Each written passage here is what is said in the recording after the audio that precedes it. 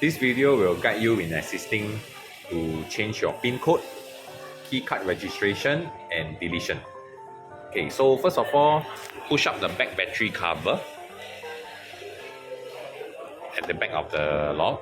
Okay, beneath your battery compartment, there's actually a register button 1 and button 2. Okay, so open up your door and press back register button 1 for PIN code change once. Okay. At the front panel, key in your desired password.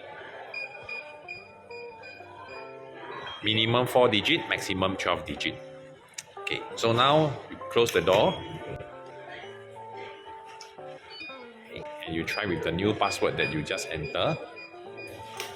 Be unlocked.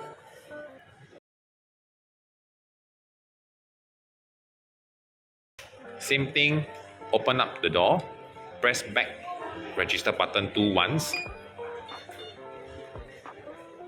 and use the key card to gently place it on the reader. Okay, after which press start. Okay, so now we try. It can be unlocked. For key card deletion, same thing, press back register button 2 once. At the front panel, hold number 3. With this notification, the key card is successfully deleted.